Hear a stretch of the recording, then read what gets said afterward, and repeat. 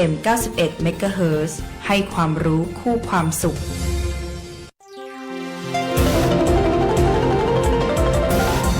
วิทยุแห่งประเทศไทยให้ความรู้คู่ความสุขท่านผู้ฟังกำลังให้เกียรติติดตามรับฟังสถานีวิทยุกระจายเสียงแห่งประเทศไทยจังหวัดแพร่ทำการส่งกระจายเสียงด้วยระบบ FM Stereo Multiplex ความถี่ 91 เมกะเฮิรตซ์จากนี้ไปรับฟังรายการรักสิ่งแวดล้อมคุณกำลังฟังรายการรักสิ่งแวดล้อมพบกันทุกวันจันทร์ถึงวันศุกร์เวลา 9:10 นาทีถึง 10 นาฬิกาทางสถานีวิทยุกระจายเสียงแห่งประเทศไทยจังหวัดแพร่โลกเราสวยพวกเรามาช่วยกันรับรู้ด้วยกันแล้วทำให้โลกนี้สดใส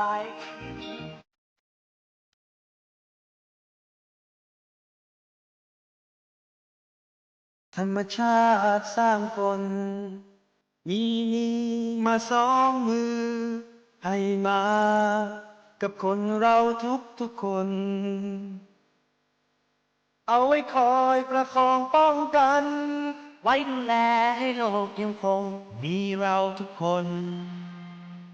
ได้อยู่อาศัยรวมกันมา อยู่กันแสนล้านคนลงมือคนละมือช่วยกันถ้าเรายังเห็นคุณค่าในเมื่อเราเป็นคนทั้งทีช่วยกันทำให้ดีกว่ารวมใจเข้ามาคอยรักษาโลกเราไว้ให้โลกเราสวยพวกเรามาช่วยกันรับรู้ด้วยกันแล้วทำให้โลกนี้สดใสอยากให้โลกน่าอยู่กว่านี้เป็นโลกที่เราฝันไปจะสวยอย่างไรเป็นไปได้ด้วยมือของเรา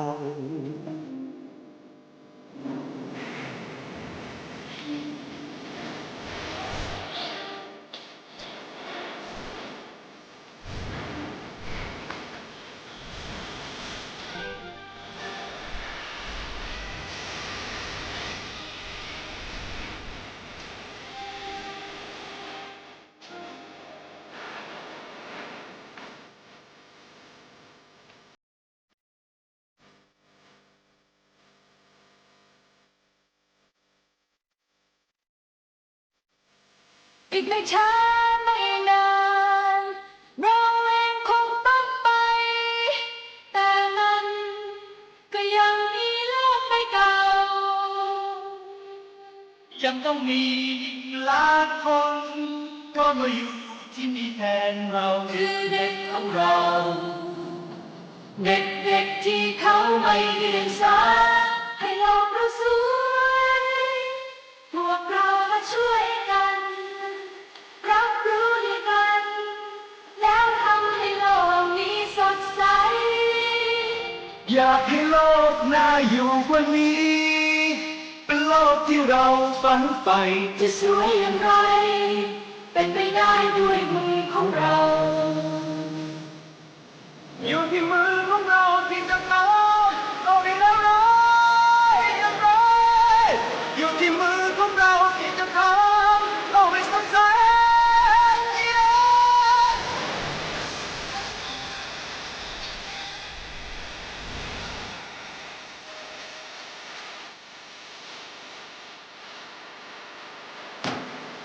ให้โลกเราสวยพวกเรามาช่วยกันรับรู้ด้วยกันแล้วทำให้โลกนี้สดใสอยากให้โลกน่าอยู่กว่านี้เป็นโลกที่เราฝันใฝ่จะสวยอย่างไรเป็นไปได้ด้วยมือของเรา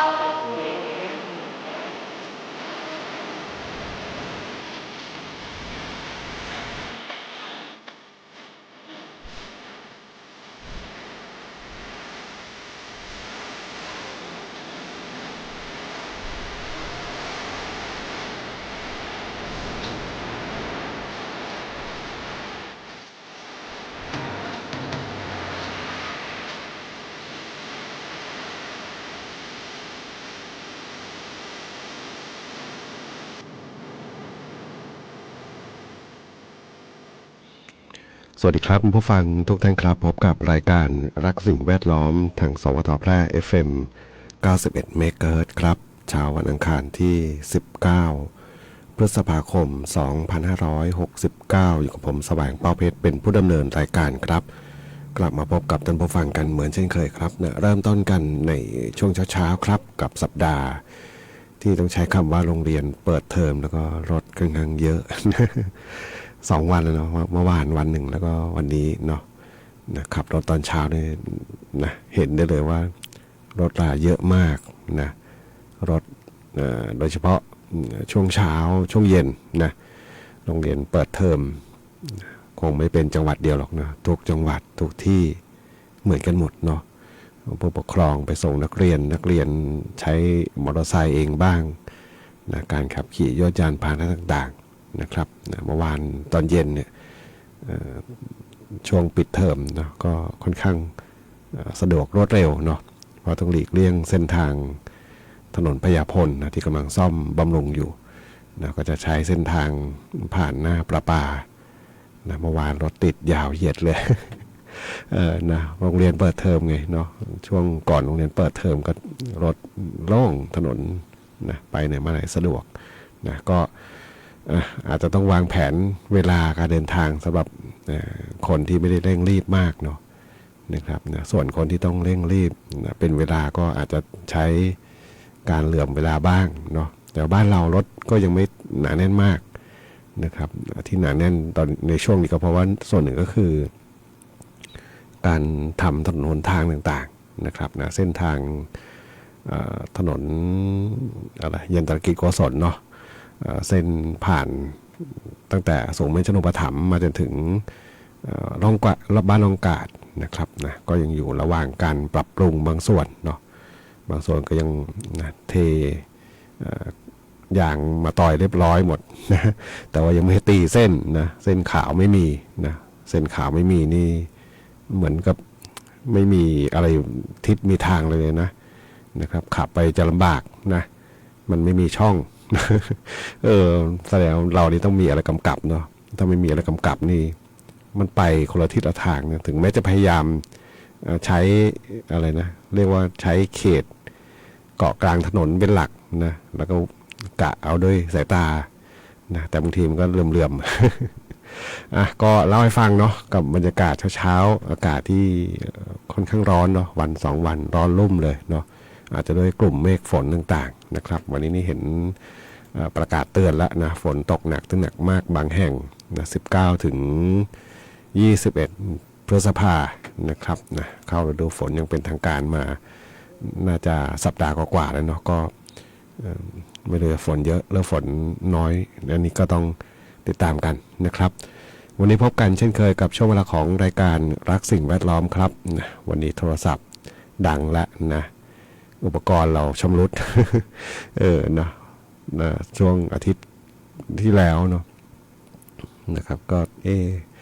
นะเรตติ้งตกหรือเปล่าไม่มีใครโทร 054-523-116ครับนะเบอร์นี้ก็สามารถที่จะแนะนำเพลงได้นะครับนะผ่านรายการรักสิ่งแวดล้อมแล้วก็บนแฟนเพจก็สามารถที่จะพิมพ์คอมเมนต์ไว้ได้กับช่วงเวลาของรายการรักสิ่งแวดล้อมทางสวทแพร่ FM 91 เมกะเฮิรตซ์ครับ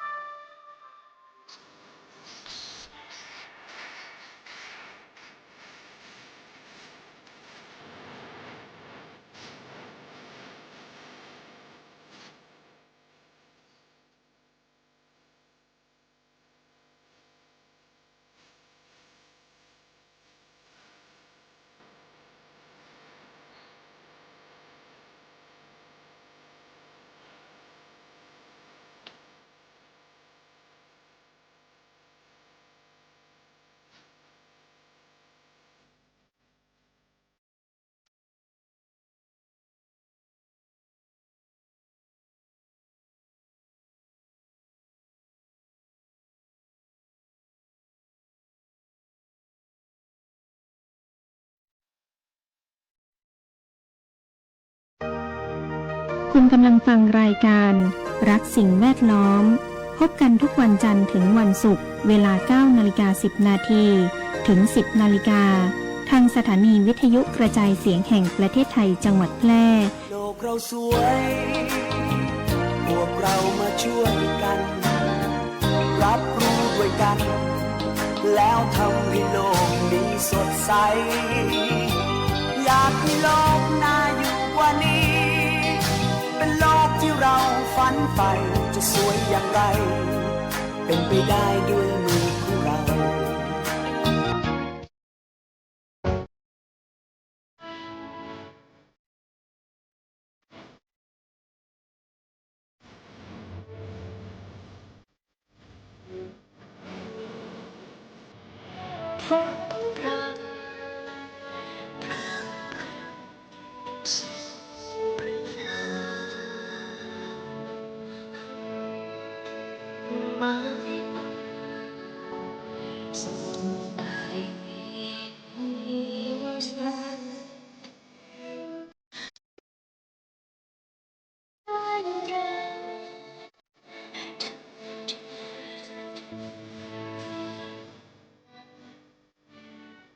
ฟ้าและไฟลึกใหม่ของเรา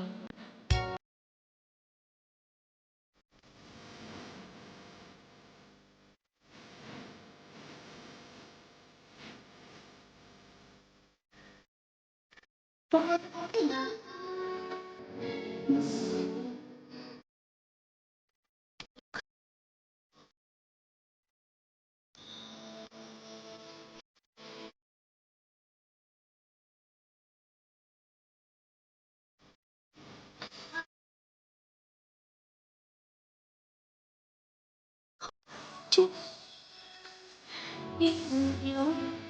คงตาม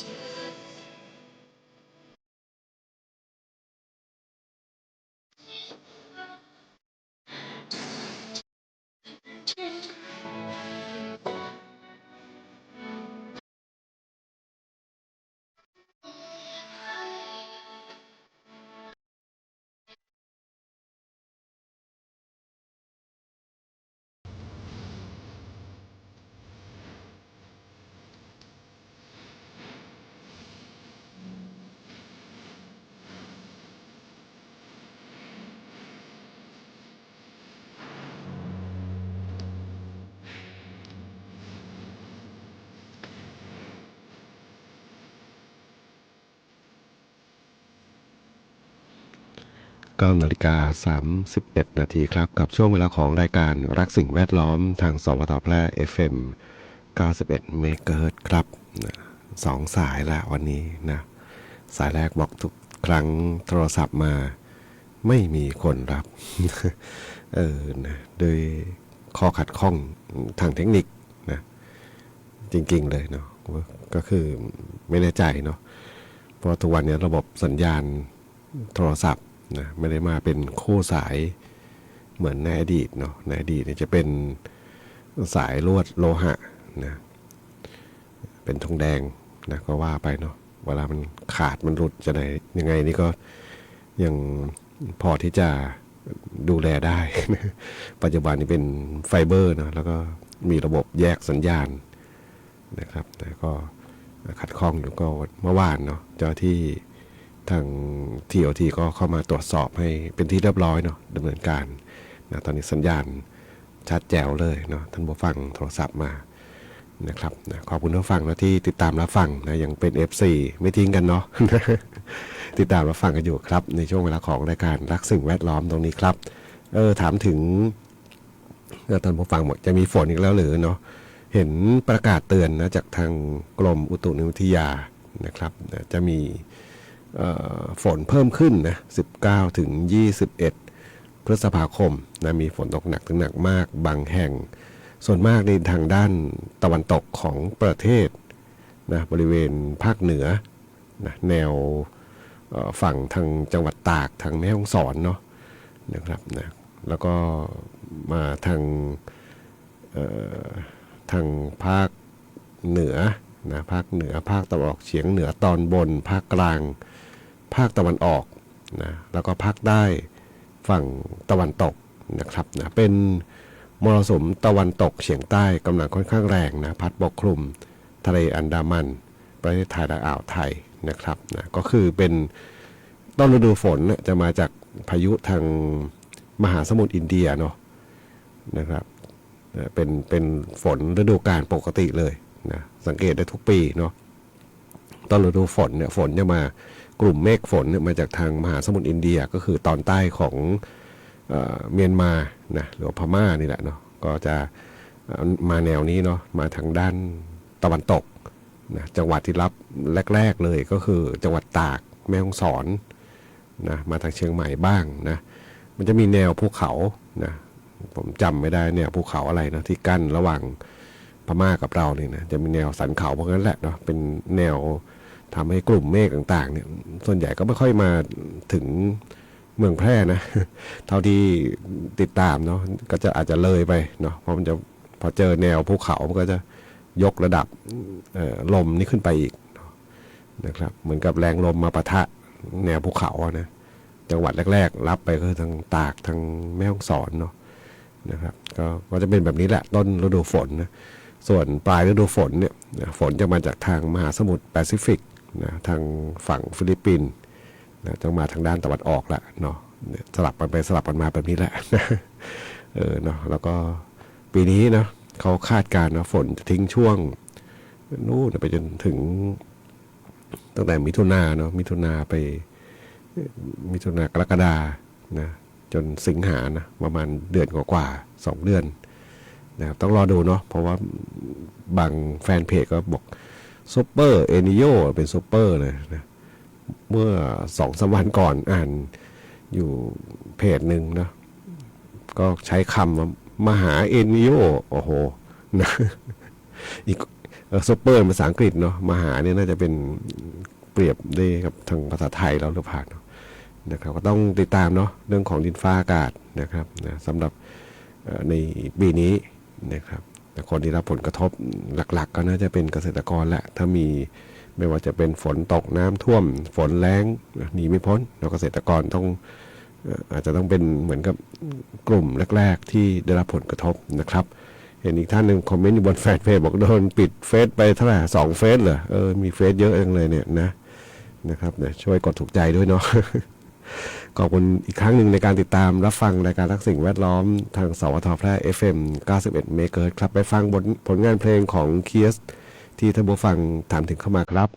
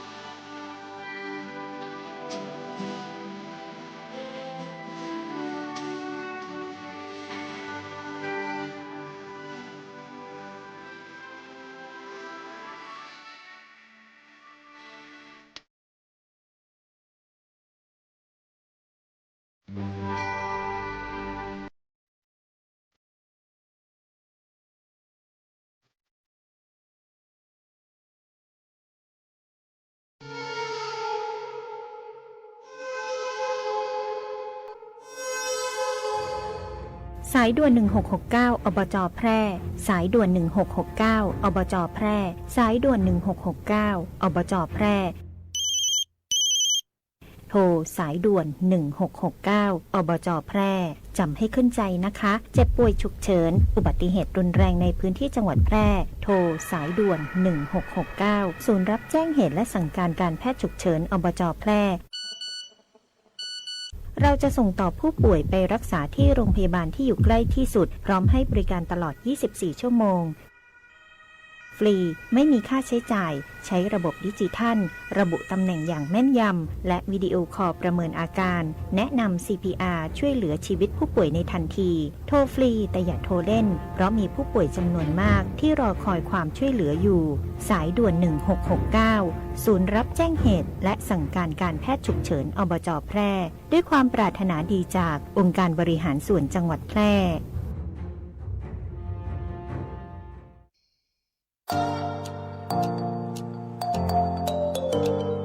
ถ้าคุณกำลังถามตัวเองว่าเรียนอะไรดีที่จบแล้วมีงานทำจริงเรียนอะไรที่ต่อยอดชีวิตได้ไกลกว่าห้องเรียนหยุดคิดไว้ตรงนี้เพราะคำตอบอยู่ที่วิทยาลัยอาชีวศึกษาแพร่ที่นี่เราไม่ได้สอนแค่ให้รู้แต่สอนให้ทำเป็นทำจริงและทำได้ในโลกอาชีพเปิดรับสมัครนักศึกษาใหม่ปีการศึกษา 2569 สำหรับผู้จบม.3 ม.6 และปวช.3 ครบทุกสายที่ตลาดต้องการ ทั้งการบัญชี การตลาด การจัดการสำนักงานดิจิทัล การจัดการโลจิสติกส์และซัพพลายเส้นคหกรรมศาสตร์ อาหารและโภชนาการ แฟชั่นสิ่งทอ ดิจิทัลกราฟิก วิจิตรศิลป์ การโรงแรม การท่องเที่ยว เทคโนโลยีธุรกิจดิจิทัล และเทคโนโลยีสารสนเทศ เรียนได้ตั้งแต่ปวช ปวส จนถึงระดับปริญญาตรี ระบบปกติและทวิภาคี เรียนไป ทำงานไป มีรายได้ระหว่างเรียน ที่สำคัญเรามีสถานประกอบการชั้นนำรองรับการฝึกจริง และมีทุนการศึกษาอีกมากมาย รอคุณอยู่ อยากมีอาชีพ อยากมีอนาคตที่จับต้องได้ เริ่มต้นวันนี้ที่วิทยาลัยอาชีวศึกษาแพร่ เตรียมชีวิตจริงให้พร้อมสู่โลกอาชีพ เรียนจริง ทำได้จริง มีงานรองรับเพราะความสำเร็จที่ยิ่งใหญ่เกิดขึ้นได้ที่วิทยาลัยอาชีวศึกษาแพร่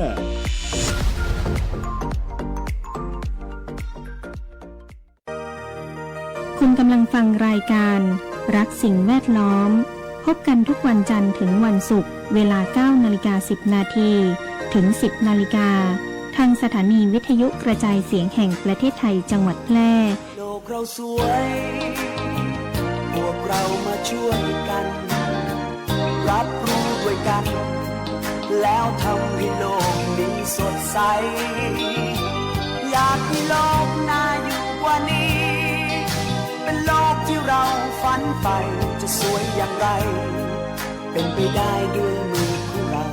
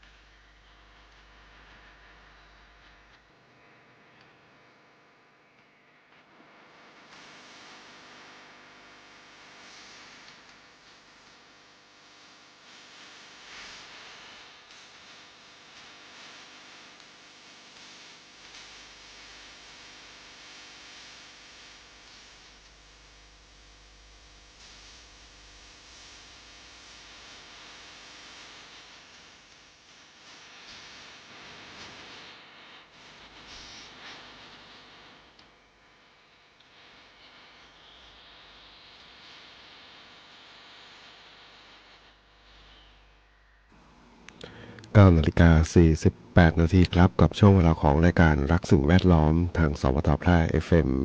91 เมกะเฮิรตซ์ครับได้รับฟังจบลงไปครับงานเพลงท่านผู้ฟังถามถึงก็มาครับเหงานะชื่อสั้นๆนะเหงานะครับส่งมอบเป็นความสุขสำหรับท่านผู้ฟังที่ติดตามรับฟังอยู่ครับนะเห็นทิดโอ๊ตเนาะคอมเมนต์มาขอเพลงปักใต้บ้านเราเดี๋ยวจัดให้ฟังครับนะของ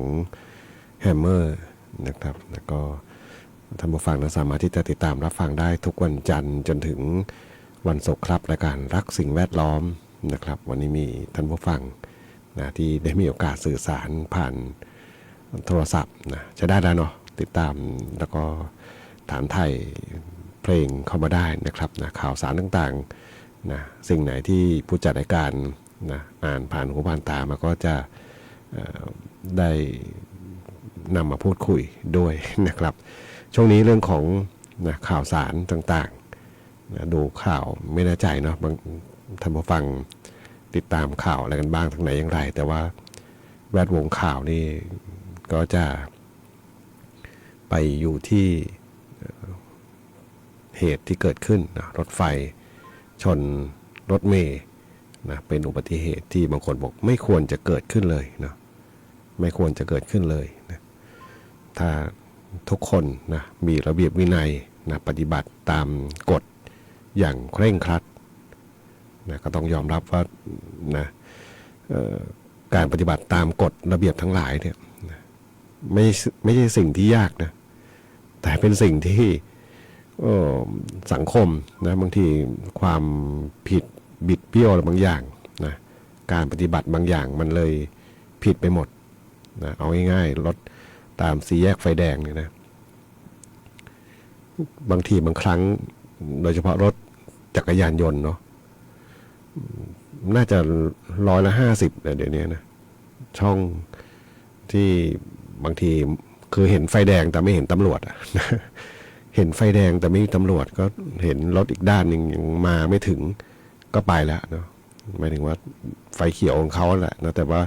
รถไฟเขียวจะห่างหน่อยนะระยะรถอาจจะเป็นระยะห่างถามว่ามันใช่ระยะปลอดภัยไหมปลอดภัยนะถ้าไม่มีสัญญาณไฟเขียวไฟแดงเป็นสิ่งกำกับตรงนั้นนะระยะรถห่างๆแบบนี้มันก็รถมอเตอร์ไซค์ก็ไปได้ไม่เฉี่ยวไม่ชนยกเว้นไปเสียหลักล้มแล้วก็รถทางตรงก็มาทับเอานั่นแหละนะครับคือสิ่งเหล่านี้นะมันเป็นวินัยบางอย่างที่พออีกคนนึงเห็นปฏิบัติได้กับปฏิบัติตามๆกันไปแล้วก็ผิดไปหมดเนาะทำให้กฎระเบียบต่างๆผิดเพี้ยนแล้วก็โดยเฉพาะเรื่องของความปลอดภัยในชีวิตนะอย่างคนขับรถเมล์นะชีวิตของคนบนรถเมล์ต้องเท่าไหร่นะครับนะส่วนเรื่องของรถไฟนะวันนี้ก็เห็นบางเพจก็เริ่มนะนำข้อมูลข้อเท็จจริงต่างๆมาเผยแพร่ออกมานะครับนะคือความผิดทั้งหมดเนี่ยก็ต้อง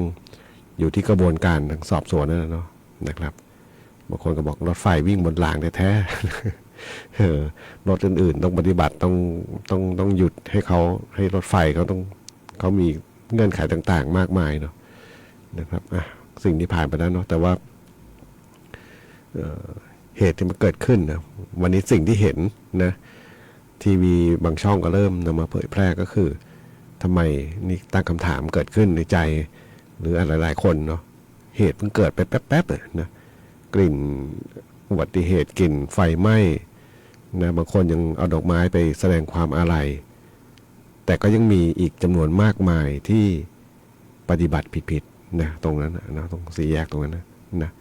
สี่แยกมันสี่แยกรถยนต์กับรถไฟนะก็นะนี่คือสิ่งที่มันเกิดขึ้นเนาะในสังคมแล้วก็สังคมที่เป็นโลกออนไลน์ก็ได้เห็นหลายๆแง่มุมเนาะที่เผยแพร่ออกมานะครับก็นำมาเล่าสู่กันฟังพูดคุยเนาะสิ่งแวดล้อมบ้านเราไม่ค่อยมีปัญหาแล้ว ไม่มีเรื่องให้บ่นสิ่งแวดล้อมแล้วเนาะไปฟังเพลงกันต่ออีกผลงานเพลงหนึ่งครับของแฮมเมอร์ปักใต้บ้านเราครับ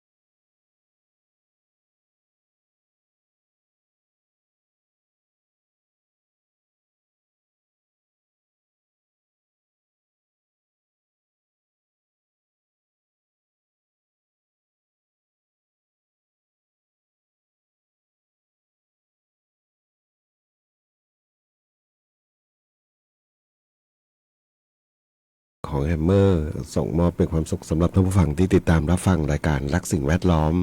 ทางสวทแพร่ FM 91 เมกะเฮิรตซ์ครับ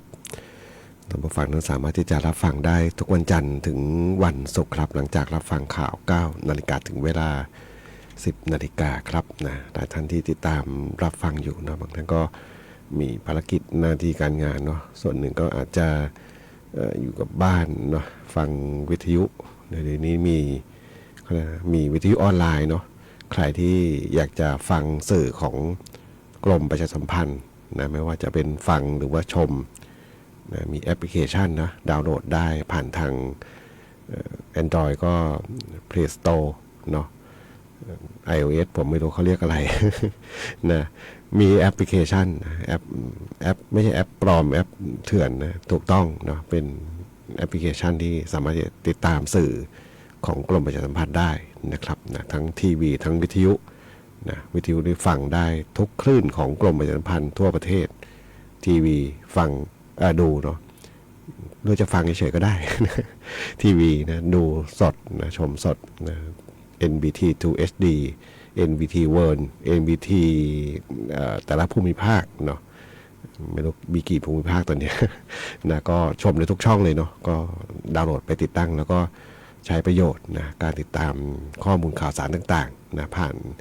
ทางสื่อถือว่าเป็นสื่อใหม่ๆนะเป็นนวัตกรรมที่เข้ามาเสริมในส่วนของการประชาสัมพันธ์ของกรมประชาสัมพันธ์ครับวันนี้รายการรักสิ่งแวดล้อมทางสวทแพร่ FM 91 เมกะเฮิรตซ์มาถึงช่วงท้ายรายการครับคงต้องนำรายการกับท่านผู้ฟังไปก่อนพบกันใหม่ในวันพรุ่งนี้ขอความสุขความโชคดีจะมีแต่คุณผู้ฟังทุกท่านสวัสดีครับ